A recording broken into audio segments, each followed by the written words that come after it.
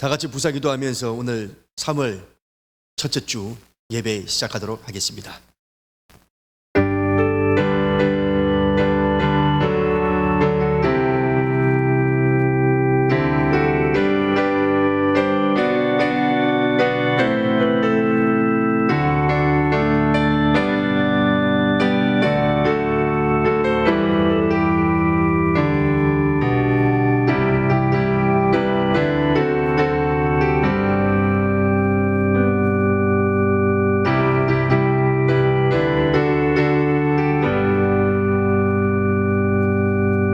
우리 영혼이 여호와를 바라미여 그는 우리의 도움과 방패시로다. 우리 마음이 그를 즐거워하미여 우리가 그의 성호를 의지하였기 때문이로다. 여호와여, 우리가 주께 바라는 대로 주의 인자하심을 우리에게 베푸소서. 아멘. 살아계신 우리 하나님 아버지, 오늘도 우리에게 거룩하고 복된 날, 또 주님 앞에 예배를 드릴 수 있게 해주시니 참으로 감사를 드립니다. 국가적으로 여러 가지 힘든 가운데 오늘 영상 예배로 우리 하나님 앞에 예배를 드립니다.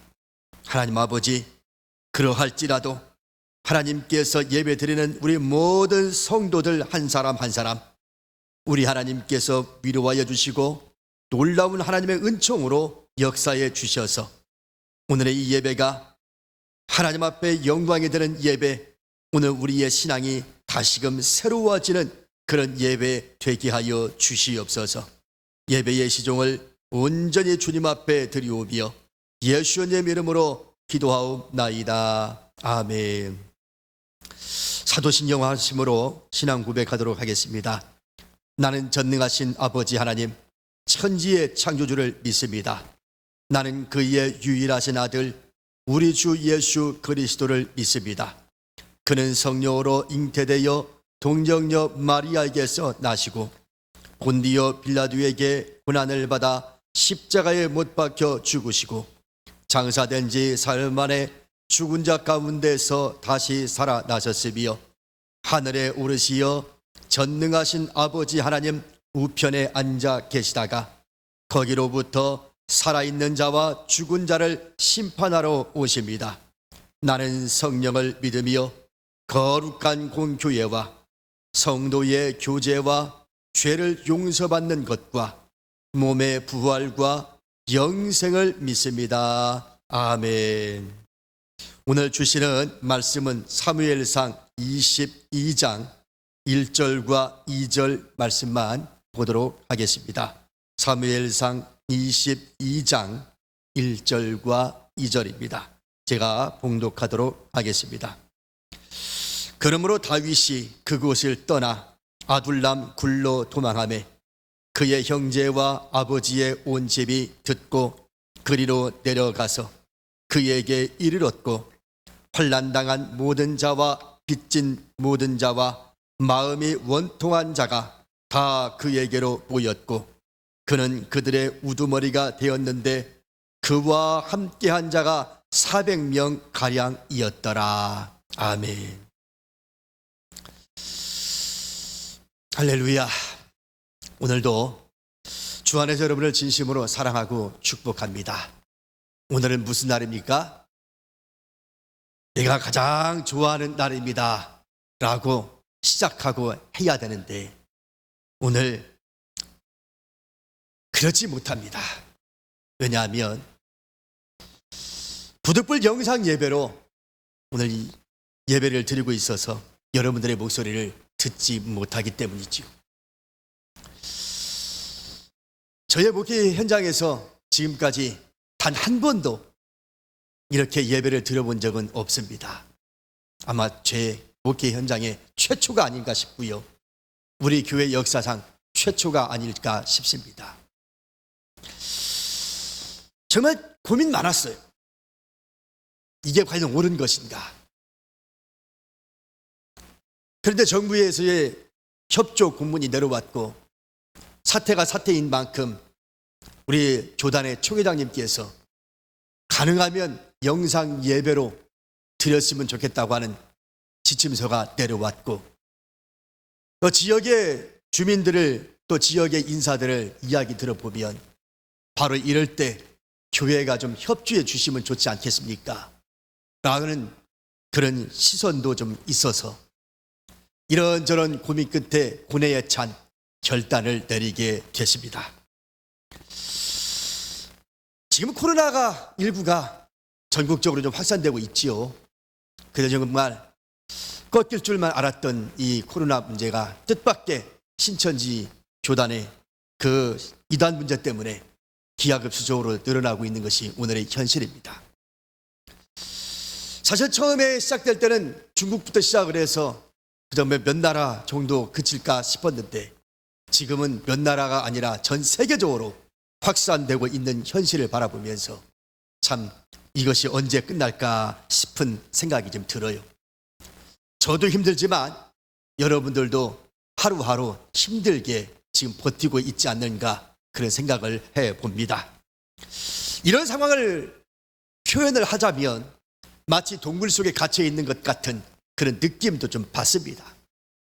저도 여러 가지 지금 활동을 안 하고 있는 상황 속에서 이런저런 생각에 잠기게 되는데 마치 동굴 속에 갇혀 있다라는 느낌을 지울 수가 없어요. 지금 우리의 현실이 이와 같지 않느냐. 여러분 동굴 속에 가보셨는지는 모르겠습니다만 동굴은 바깥에는 환하지만 동굴 안쪽에 들어가면 칠흑같이 깜깜한 앞이 보이지 않지요. 어쩌면 오늘 우리가 지금 처해 있는 이 현실이 그런 모습이 아닌가. 정말 언제 끝날지도 모르겠고 사람들이 힘들어하고 있고 모든 경제 모든 것이 다 취소가 되고 심지어 우리 교회마저도 예배를 중단하는 이런 사태가 왔으니 초유의 사태죠. 참 사람 살아가기가 쉽지 않은 그런 세상이 됐습니다. 그러나 동굴의 특징은 또 뭐냐면 깜깜함에 있을지라도 바늘 구멍만한 빛이 있다면 그래도 그것을 쫓아가다 보면 또 광명한 그런 밝은 곳에 나올 수 있는 길잡이가 된다는 것입니다. 분명한 것은 앞쪽에 깜깜함이 있지만 그러나 바깥에는 분명히 환하다는 거예요. 지금 현실이 힘들다고 그래서 바깥에 밝은 그런 장소가 있음을 잊어버려서는 결코 안 된다는 것이죠. 물론 지금 힘들더라도 머지않아 우리는 극복할 수 있을 거라고 분명히 믿습니다.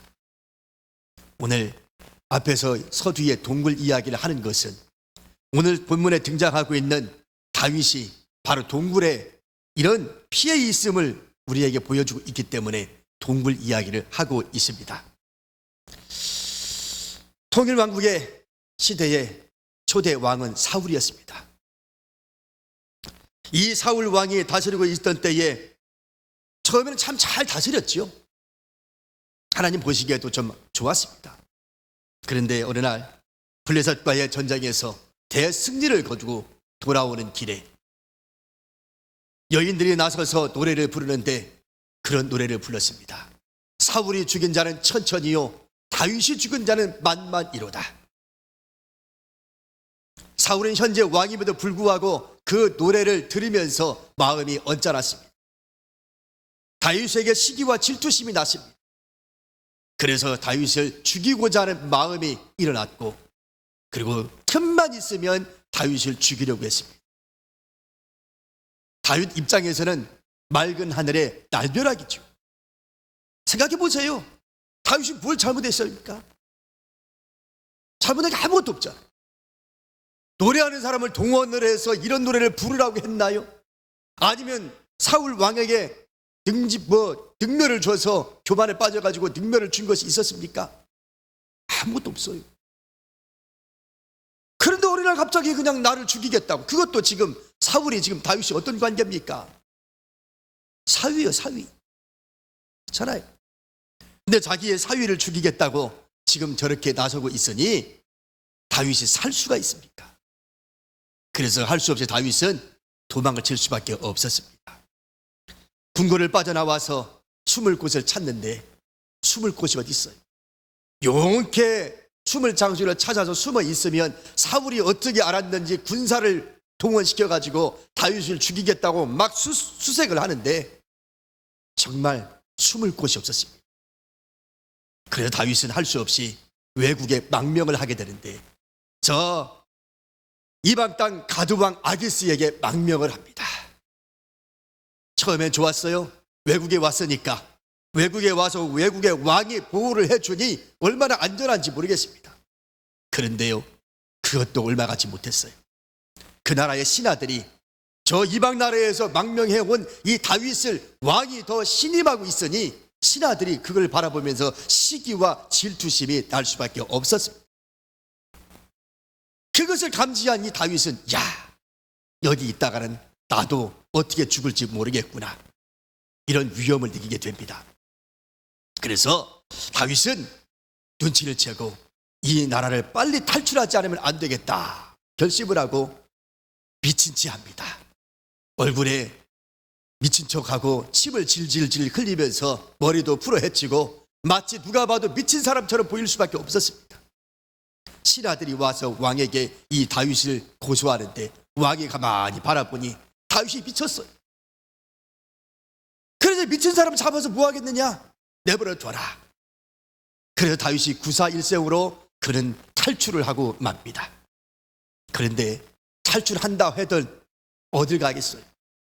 다시 고향 땅 이스라엘 땅으로 가자니 사울이 죽이려고 군사를 모으고 나를 죽이겠다고 저렇게 맨날 그러니, 그래서 여기까지 도망을 왔는데 여기서도 나를 죽이려고 그러니 내가 어딜 가냐.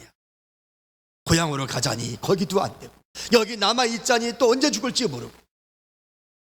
그래 다윗은 결정을 내립니다. 그래도 죽어도 우리나라에 가서 죽어야지. 그래서 다윗은 자기 이스라엘로 도망을 갑니다. 그리고 아둘람 동굴에 숨어있게 되었습니다. 왜 허구 많은 이스라엘 땅에서 아둘람일까요? 아둘람은 그 지역에 크고 작은 동굴들이 많이 있었습니다. 그래서 다윗 생각에 이곳에 숨어 있으면 사울이 나를 잡으려고 군사를 몰고 올지라도 쉽게 나를 찾지는 못할 것이다, 이런 생각을 했던 것이죠. 그래서 아둘람 동굴에 그는 숨어 있었던 것입니다. 자, 그런데요, 여기서 놀라운 기적이 일어납니다. 놀라운 기적이란 무슨 말이냐? 홀로 숨어있던 이곳에 어떻게 알았는지 자신의 형제들과 그 다음에 자신들이 잘 따르고 있었던 사람들이 여기곳에 왔다는 거예요. 2절 말씀만 볼까요? 환난당한 모든 자와 빚진 모든 자와 마음이 원통한 자가 다 그에게로 모였고 그는 그들의 우두머리가 되었는데 그와 함께한 자가 400명 가량이었더라 그랬습니다. 혼자인 줄만 알았더니 어떻게 알고 이 사람들이 여기까지 쫓아와서 나와 함께 하겠다고, 뜻을 함께 모아주겠다고, 당신과 함께 하겠다고 찾아왔다는 거예요. 정말 아무리 희망도 없었던 이 다윗에게는 커다란 힘이 아닐 수 없었습니다. 마치 캄캄한 동굴 속에 바늘 구멍만한 빛이 아닐 수가 없었던 겁니다. 이때의 그 심정을 다윗은 시편 20편 4절에 이렇게 기록을 했습니다. 내 마음의 소원대로 허락하시고 내 모든 계획을 이루어 주시기를 원하노라. 다윗은 내 마음의 소원대로 허락하시고 내 모든 계획을 이루어 주시기를 원하노라. 무슨 말입니까? 비록 희망이 보이진 않았지만 다윗은 이곳에서 무엇을 받느냐 하면 소원을 했습니다. 그럼 나는 앞으로 어떻게 살 것인가라고 하는 계획을 가지고 있었다는 것이죠. 환경적으로 바라보면 도무지 이해할 수 없을 거예요. 이곳에서 무슨 소망이 보입니까? 내 마음의 소원대로 허락하시고 내 모든 계획을 이루어 주시기를 원하노라. 여러분 같으면 이런 상황 속에서 계획을 그릴 수 있고 소원을 가질 수 있을까요? 사실 다윗은 이미 사무엘에게 기름 부음을 받았어요. 일찍이. 언제냐? 하나님이 사울 왕을 선택한 것을 후회하신 적이 있었습니다. 그리고 난 다음에 하나님이 사무엘을 부르시더니 사무엘아, 내가 사울을 왕을 삼은 것을 후회하노니 차기의 왕이 될 다윗에게 기름을 부어라 그랬습니다. 그래도 이미 다윗은 사무엘에게 차기 왕이 될 수 있는 기름 부음을 이미 받았습니다. 하지만 지금은요, 쫓기는 신세예요. 이 쫓겨다니는 이 방황하는 이 세상을 이 시간이 언제 끝날지도 모릅니다. 그런데 무엇을 여기서 꿈을 꾸고 여기서 무슨 계획을 하고 여기서 무슨 소원을 갖는다고요? 400명 정도의 사람들이 몰려왔기 때문에 힘이 될 수 있지요. 하지만 여기에 찾아온 400명이 어떤 사람입니까? 어떤 사람들이 찾아왔어요? 2절 말씀 다시 한번 볼까요? 어떻게 되어 있는가? 환난당한 모든 자와 빚진 모든 자의 마음이 원통한 자가 다 그에게로 모였고 그는 그들의 우두머리가 되었는데 그와 함께한 자가 400명 가량이었더라 그랬어요. 다시 말하면 어떤 사람들이 왔다는 거예요? 첫째는 어떤 사람? 환난당한 모든 사람. 또 어떤 사람이요? 마음이 원통한 사람. 또 어떤 사람이요? 빚진 사람. 바로 그런 사람들이 왔다는 거예요. 에? 정말 억울한 사람들이 왔다는 거죠. 환난당한 사람이 왔고요, 빚진 사람들이 왔고요, 사회적으로 정말로 억울한 사람들, 약자들이 왔다는 거예요. 아니, 다윗에게 힘을 보태주려고 왔다면 좀 무기도 좀 있고 돈도 좀 있고 권력도 좀 있고 힘이 있는 사람들이 왔다면 정말 얼마나 좋았겠습니까? 그런데 지금 금방 이야기했던 것처럼 별 볼 일 없는 사람들, 사회에서 실패자들만 여기에 모였어요. 지금 400명, 그것도 고작 400명입니다. 이 400명을 가지고 뭘 할 수 있겠어요? 사울은 지금 왕이고 군사들을 동원해서 다윗을 죽이겠다고 그러는데 400명이 와서 뭘 하겠냐 이 말입니다. 무슨 도움이 되겠어요? 참 희망을 가져볼래야 가져볼 수 없는 그러한 처참한 광경입니다. 그런데 이곳에서 지금 다윗이 뭐를 꾸고 있어요? 꿈을 꾸고 있어요. 더 이상 내가 절망만 하고 있어서는 안 되겠다라고 생각한 거죠. 그는 이미 사무엘에게 기름 부음을 받았으니까 이미 지금은 쫓기는 신세인이 옛날에 기름 부음을 받았던 걸 다 잊어버렸지만 여기 와서 다시금 곰곰이 지금 생각을 해보는 겁니다. 그래, 하나님이 나한테 기름 부었지. 에? 사무엘 선지자가 나한테 기름 부었지?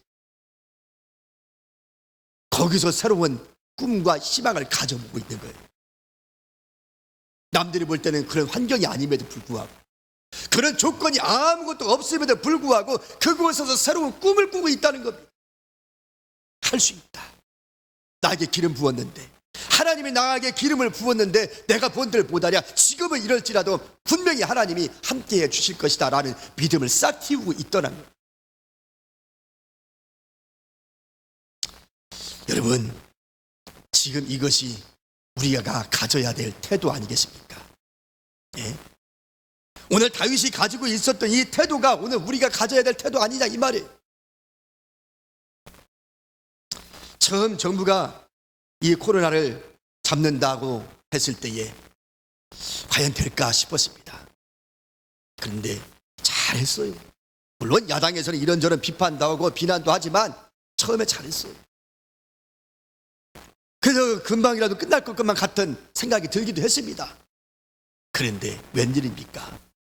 잘 잡힌다 싶었는데 신천지 이단이 등장하면서 기하급수적으로 폭발적으로 확진자가 늘어나고 있습니다.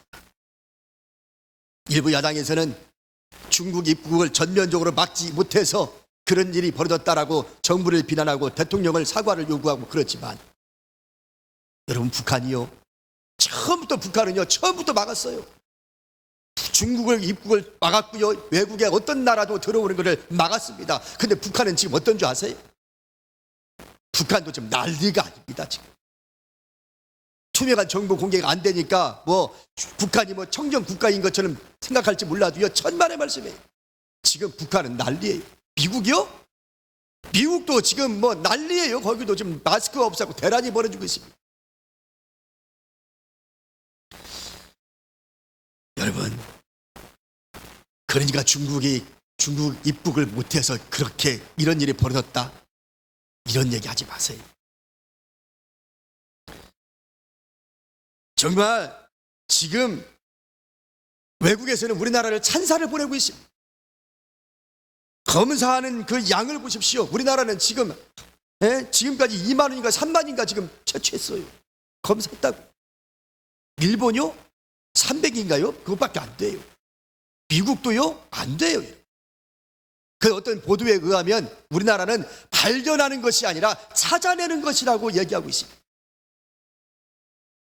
그 발견만 한다면요, 우리도 뭐 얼마든지 그럴 수 있어요. 하지만 우리는요, 전 동원력을 다 동원해서 찾아내고 있는 겁니다. 지금 계속해서. 이런 것을 가지고서 그냥 보수 목사님들이나 보수적인 사람들이 문재인 정부를 비난하고 비판하고 이런 것들을 현혹되지 말라는 이야기를 하고 있는 겁니다. 우리가 지금 할 일은 뭐냐? 동굴 속에서 빛을 보자는 것. 에? 지금 이것이 목회자들이 해야 할 메시지 아니겠습니까? 힘들다 하면 뭐 달라지나요? 에? 뭐 힘들다 자꾸 어두운 얘기만 하면 뭐 달라집니까? 지금 오늘 우리가 할 일이 뭐예요? 누구 탓하고 비난하고 이런 것이 아니라 서로에게 힘이 되어주는 말을 해야 되지 않냐 그 말입니다. 힘을 모아줘야 되지 않냐 그 말이죠. 이것이 오늘 우리가 해야 할 태도라고 믿습니다. 그래서 언론의 역할이 중요하다고 저는 생각합니다.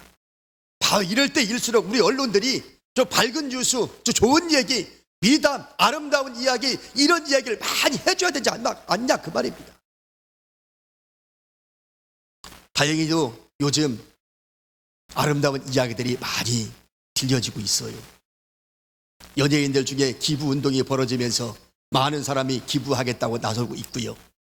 얼굴 없는 천사들은 앞에서 최일선에서 고생하고 있는 의료진들과 그 봉사자들에게 빵을 배달해주고 과일을 배달해주고 응원 메시지를 날려주고 뭐 이런 것들을 들으면서 얼마나 힘이 납니까?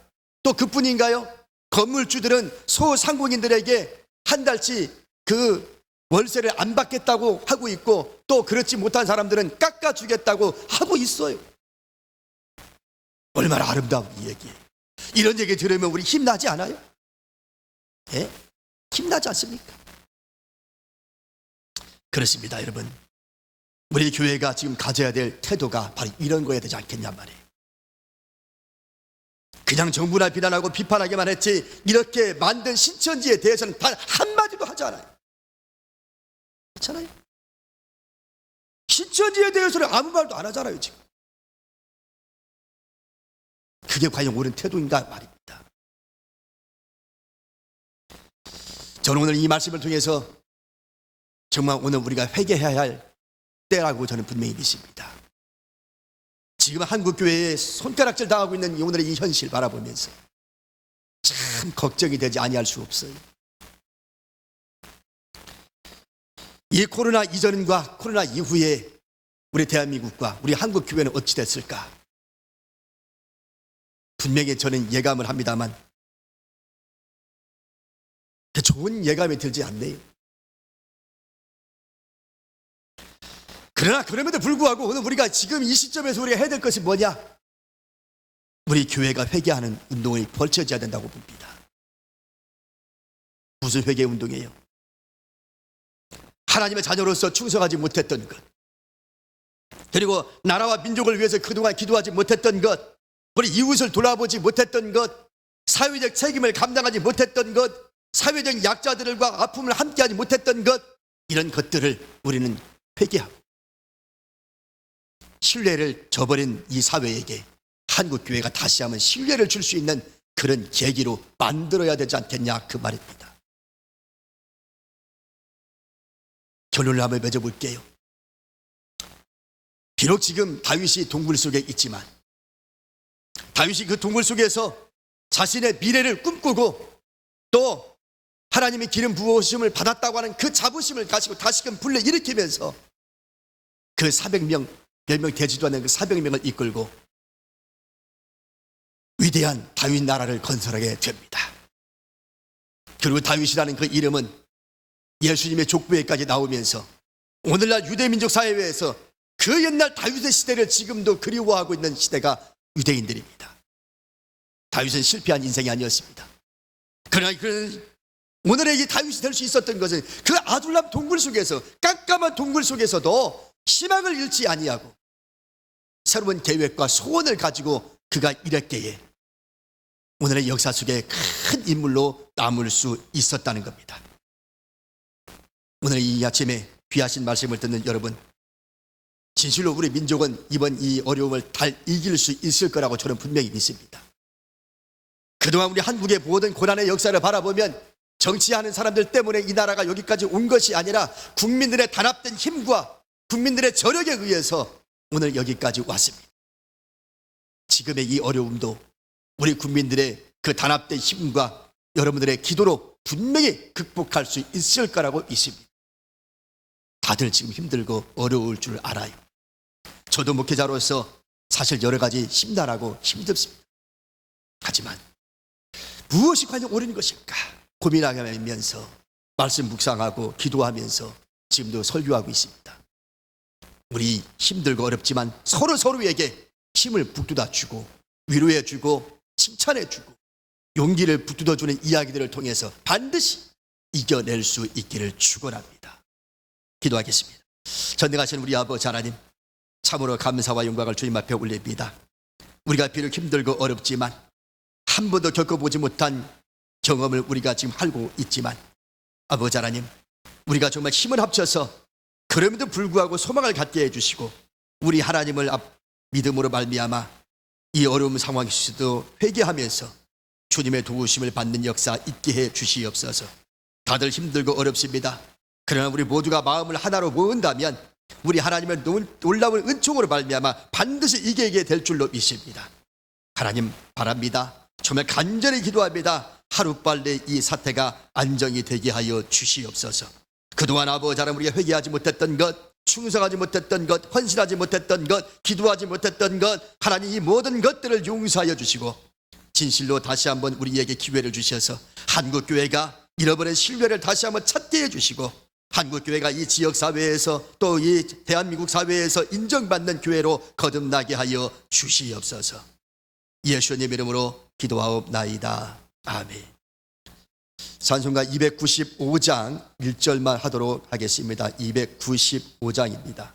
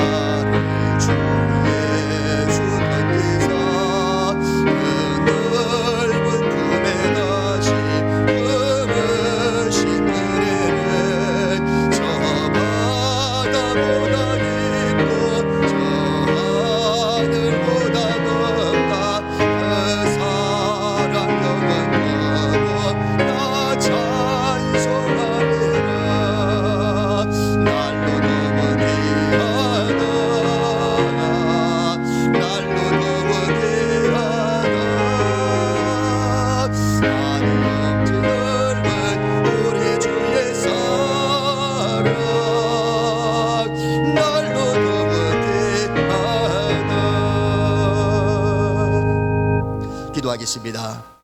이제는 예수 그리스도의 은혜와 우리 하나님 아버지의 무한하신 사랑하심과 성령님의 감화 감동 충만 역사 교통하심이 오늘도 주님 앞에 영상 예배를 드리는 우리 모든 장동 가족들 머리머리 위에와 저들의 가정과 생업 위에 지금으로부터 영원토록 함께 계시기를 간절히 축원하옵나이다. 아멘.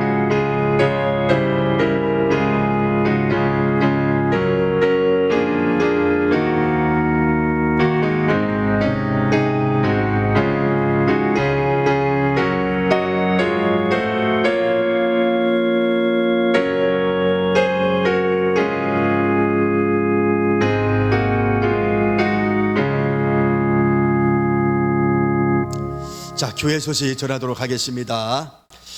참 사람 없이 예배를 드리려니 참 여러 가지 힘들고 어려웠네요. 여러분 설교 중에도 이야기했지만 힘들고 어렵지만 잘 이겨낼 수 있기를 좀 바라고요. 참 여러 가지 고민 많이 했어요. 고민 많이 하면서 또 중직자들과 회의도 좀 하고 여러 교회들이 돌아가는 대처하는 방법들 이런 것들도 참고하고 참 여러 가지 힘든 과정 속에서 이렇게 좀 어려운 결단을 저도 좀 내렸습니다. 그렇게 널리 좀 이해해 주시고 또 양해 부탁의 말씀을 좀 드리겠습니다.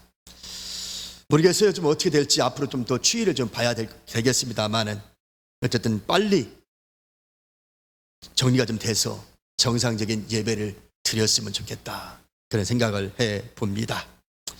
3월 첫 주 우리가 좀 들어왔는데요. 사실은 지금 3월 첫 주 사순절 기간이 지금 시작됐습니다.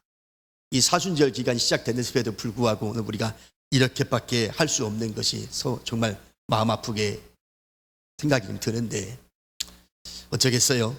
상황이 상황인지라 우리 함께 힘을 합해서 잘 빨리 극복을 좀 해면 방향으로 기도해 주실 수 있기를 바랍니다. 월요일부터 좀 이제 그 생각을 좀 해봤어요.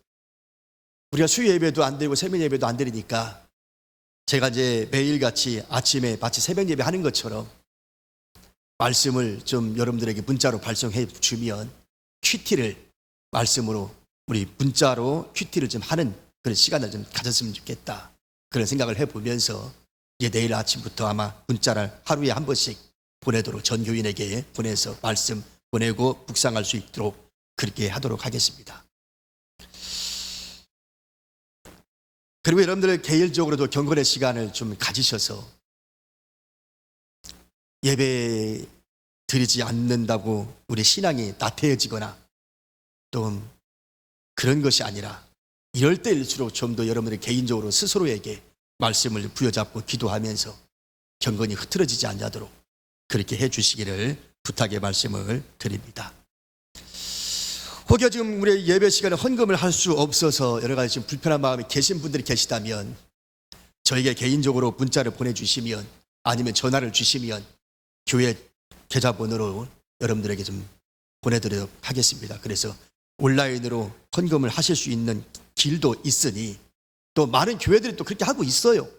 저도 좀 고민을 하고 있다가 지금 어렵게 이 말을 꺼내보는데 예배가 안 되니 헌금을 못 한다니까 마음이 부담이 되시면 저에게 전화를 주시거나 문자를 주시면 교회 통장 번호를 여러분들에게 문자로 보내드리겠습니다. 그래서 그런 분들은 또 온라인으로 헌금을 해도 되겠습니다. 문자가 없거나 전화가 없으면 그냥 넘어가도록 좀 하겠습니다. 다음에 여러분들이 정상적인 예배를 드리게 되면 그때 모아서 헌금을 하셔도 여러분들의 자유니까요. 그렇게 여러분들이 협조해 주시면 좋겠습니다.